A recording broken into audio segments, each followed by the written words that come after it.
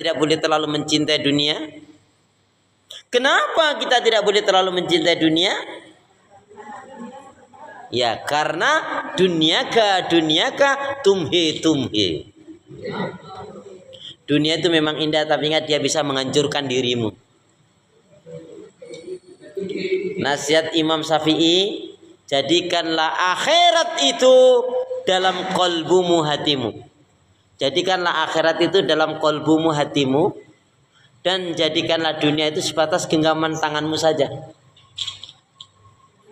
Dan jadikanlah kematian itu di pelupuk matamu. Ulangi ya. Jadikanlah akhirat itu di dalam qalbumu atau hatimu. Jadikanlah akhirat itu di dalam qalbumu atau hatimu. Dan jadikanlah dunia itu sebatas dalam genggaman tanganmu saja. Jadikanlah dunia itu sebatas genggaman tanganmu saja. Dan jadikanlah kematian itu,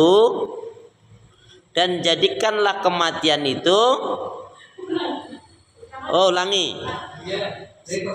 Ya, dari pertama. Kayak solo aja Ustadz. Ya. Jadikanlah akhirat itu di dalam qalbumu atau hatimu. Dan jadikanlah dunia itu sebatas genggaman tanganmu saja. Dan jadikanlah kematian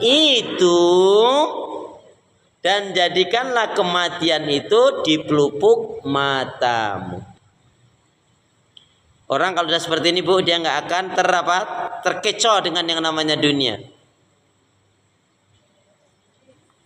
Ya.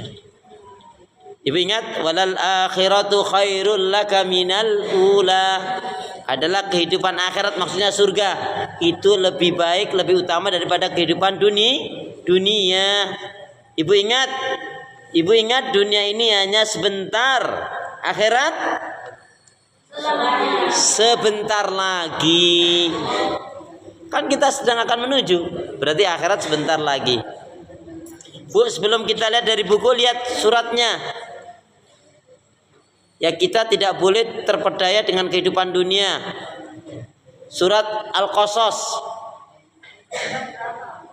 Surat Al-Qasas, Quran saya surat yang ke-28. Ayat yang ke-77. Surat ke-28 ayat 77. Surat 28 ayat 77. Wabtagi fi ma'atakallah daral akhirah. Surat 28 ayat 77.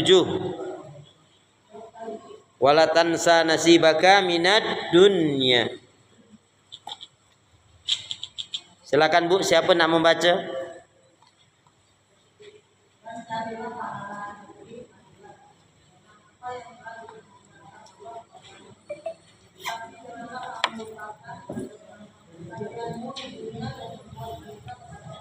Ya.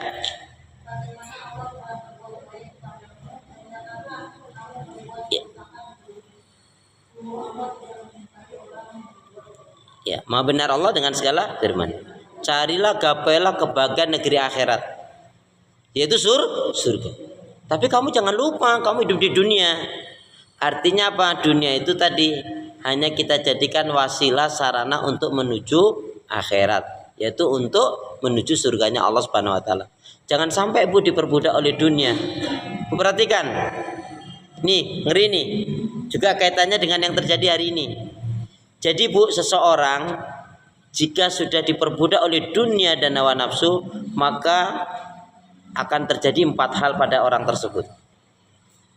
Seseorang yang telah diperbudak oleh dunia, atau seseorang siapapun yang sudah diperbudak oleh dunia dan hawa nafsu, maka akan berdampak 4 hal. Saya ulangi, siapa saja yang diperbudak oleh dunia dan hawa nafsu, maka akan berdampak 4 hal. Satu. Ya. Atau akibat, mungkin gampangnya, akibat diperbudak oleh dunia dan hawa nafsu. Satu. Ulangi lagi, Us. Nah. Akibat apa tadi? Diperbudak oleh dunia dan hawa nafsu. Satu. Dicabut rasa takutnya. Nggak ada rasa takut bu orang ini bu. Kalau orang udah nggak punya rasa takut, ngeri loh bu. Dicabut rasa takutnya. Yang kedua, dicabut rasa malunya. Bu, orang kalau udah nggak punya malu bu, salat cengenges saja bu. Error.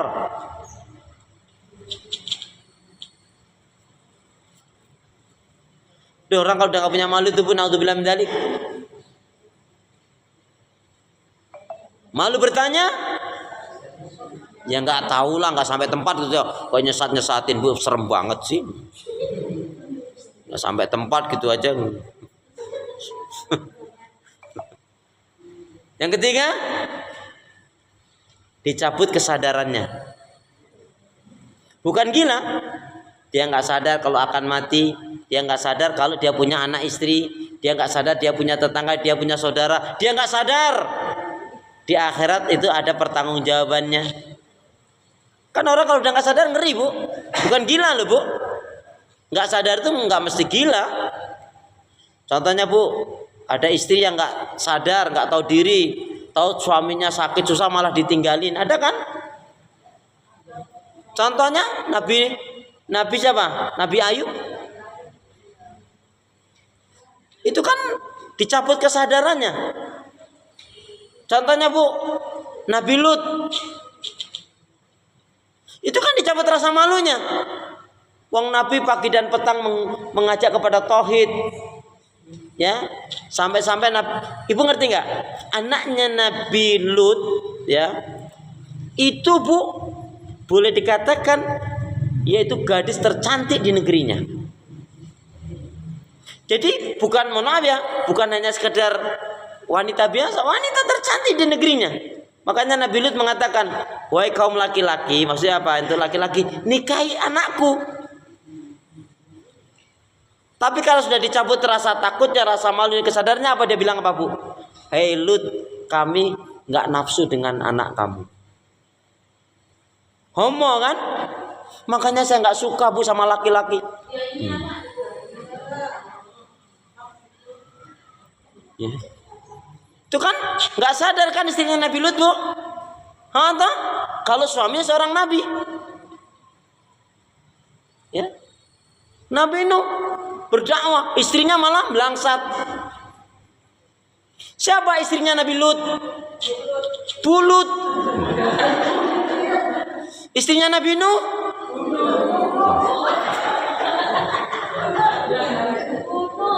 Loh iya toh? Istrinya Nabi Lut? Bulut. Istrinya Nabi Nuh? Astagfirullah. Ya Allah, ya Allah.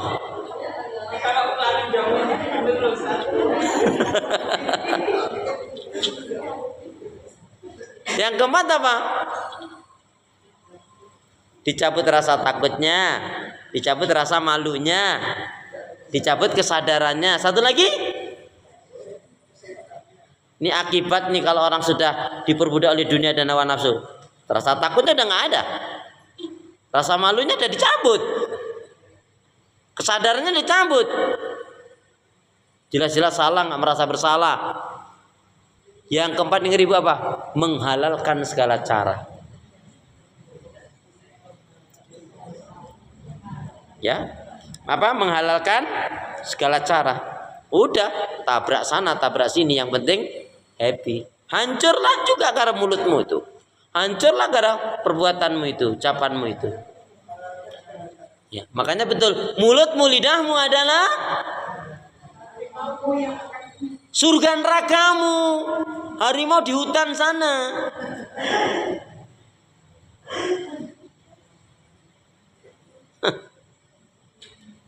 Nauzubillah min dzalik. Jadi intinya Bu, dunia itu sangat hina sekali. Pernah suatu hari Rasulullah dengan beberapa sahabat jalan. Di pinggir pasar itu ada bangkai anak kambing. Bangkai anak kambing ini Bu, bukan hanya sekedar bangkai aja. Itu kupingnya itu cacat. Maka Nabi mengatakan, maukah aku berikan bangkai anak kambing ini untuk kalian? Enggak ya Rasul, enggak ya Rasul. Wong hidup saja kami enggak mau. Lah itu bangkai gudikan cacat. Wong hidup saja kami enggak mau Rasul. Apalagi bangkai seperti ini. Maka Nabi mengatakan, maksudnya ketahuilah nilai dunia itu ya lebih hina daripada bangkai ini.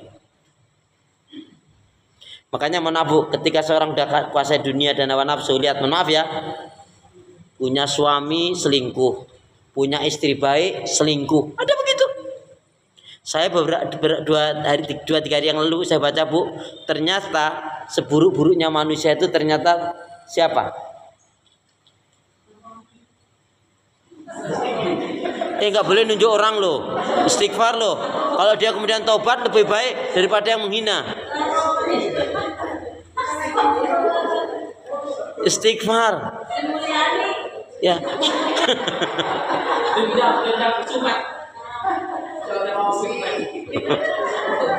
Bu, jadi siapa manusia yang buruk itu? Ternyata manusia yang buruk itu adalah siapa saja yang diberi paras wajah. Kalau perempuan cantik, kalau laki tampan, tetapi busuk hatinya dan buruk akhlaknya. Itulah seburuk-buruknya manusia. Qadarullah Bu ya, qadarullah, pelacur itu secara wajah cantik. Tapi ketika kita lihat dengan timbangan iman, langsung jijik kita. Ya enggak? Maka kalau ada laki-laki kok seneng dengan pelacur, goblok banget itu.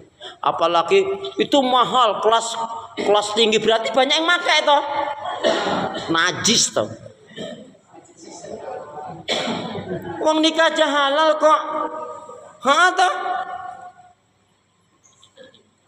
Nauzubillah min dzalik. Itu tadi mesti karena dunia dan hawa nafsu. Jadi lihat aja orang yang hari ini perilakunya melanggar syariat Allah tadi, karena dunia dan nafsu apa? Dicabut rasa takutnya, malunya, kesadarannya. Nggak sadar dia itu dulu gubernur misalkan, nggak sadar dia dulu pejabat, nggak sadar. Lah, naudzubillah min dzalik. Jebulnya selera dengan lonte. Jijik kan kita Bu? Benar berarti tadi seburuk-buruknya manusia kalau nggak beriman nggak usah dibahas. Ini kok ada ngaku orangnya Islam, wajahnya tampan, wajahnya cantik, tapi apa tadi? Buruk hatinya dan akhlaknya, perbuatannya. Makanya betul kata Nabi, innallaha la yanzuru ila suwarikum wa ajsamikum wa innama yanzuru ila qulubikum wa amalikum. Sebenarnya Allah nggak melihat bentuk tubuh dan dirimu, tapi yang dilihat adalah hati dan perbuatan. Makanya seorang laki-laki Bu, ya, seorang laki-laki, seorang suami kok punya istri, udah kurang cantik, judes, cerewet, bawel nyinyir. Musibah banget itu. Astagfirullah. Ya Allah, ya Allah. Ya, baik ya. Semoga kita terhindar dari apa? Segala keburukan dan fitnah. Amin ya rabbal alamin.